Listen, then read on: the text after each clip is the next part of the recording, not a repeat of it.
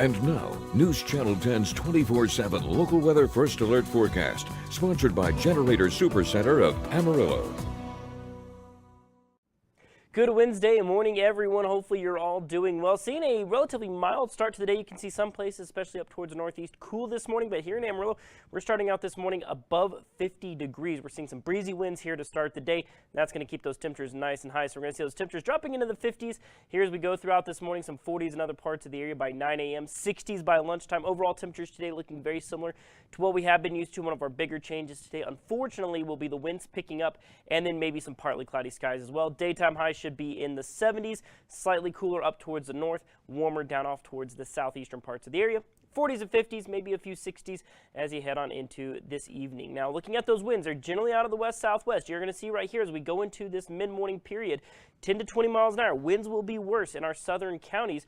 And you'll see right there, Clayton, Dalhart, Dumas, Elkhart, Guyman, all seeing winds out of the north. There's that bit of that stalled boundary. That's what's keeping those temperatures just a little bit cooler, while those winds are generally going to be at their worst, like I said, down off towards the south. Thankfully, by tonight, those winds do relax just a little bit. But because of those stronger winds in the south and southwest, we are seeing a red flag warning for elevated fire conditions. Southern rows of counties here in the Texas Panhandle, eastern New Mexico, and of course south of our region as well. So of course, be safe out there today. Keep in mind those winds, and unfortunately those winds are only expected to get worse, namely for Friday. That's our next First Alert weather event here at News Channel 10. Our First Alert team, we are tracking some extreme winds possible on Friday. We're talking blowing dust, wind-related damages, and wildfire danger. So here's a general setup. We're going to see this low pressure system come in.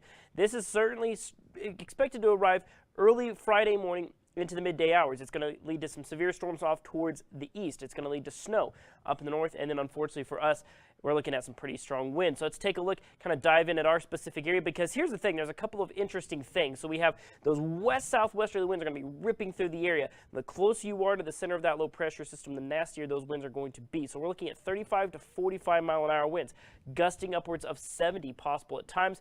But if you're close to the center of that low, maybe a few little spotty showers may try to fire up maybe later on Friday. Right now we're looking at maybe a 10 to 20% chance. So in terms of moisture chances, nothing really too substantial. It's going to be the winds that will be our main concern. So right now, National Weather Service has issued a high wind watch. As you can see, it includes every county in the area, save for our northern and northwest counties. That is for those 35 to 45, gusting to 70 miles an hour. That's in effect for Friday afternoon into Friday evening. So looking at our wind flow map, we'll start to hone in on numbers once we get a little bit closer to the event. But you're going to see those winds right there. You got those northwesterly winds. That's for today. Thursday, probably more of the same, but more of a southwesterly component to those winds as that low pressure starts to arrive. And you'll see right here that center of that low pressure is just north of our region there going into Friday afternoon. As you can see, those winds ripping across the area. Thankfully, Saturday, cold front arrives, and we see those wind speeds start to kind of dwindle down just a little bit. So that'll certainly be a welcome change. But like I said, Friday is going to be a tough one for sure. So, of course, download your First Alert weather app. You'll see the latest updates from us here on your First Alert weather team. Of course, one of the big things, of course, we have wildfire danger, the blowing dust causing limited visibilities. But a big one that maybe not as many people consider is north-south travel. We're talking namely I-27 and just about any highways that go north to south. You're going to be seeing some pretty nasty crosswinds with those winds coming nearly straight out of the west. So trucks, high-profile vehicles, things like that will especially be susceptible. So we want you to be aware of that and be careful out there, because it's going to be one of those days where might be seeing things like trucks and trailers tipping over out there, and we want you to stay safe. So 7-day supercast, 70s here for the next couple of days. We'll actually drop into the 60s with that 10% chance of moisture there on Friday, maybe a few passing clouds at times. We'll drop to 56 on the backside of that cold front on Saturday, and you'll see going into early next week, we start to see those winds pick right back up a little bit, and you're going to see 78 for your St. Patrick's Day there on Monday. As always, keep things locked to News Channel 10 for the latest on your local forecast.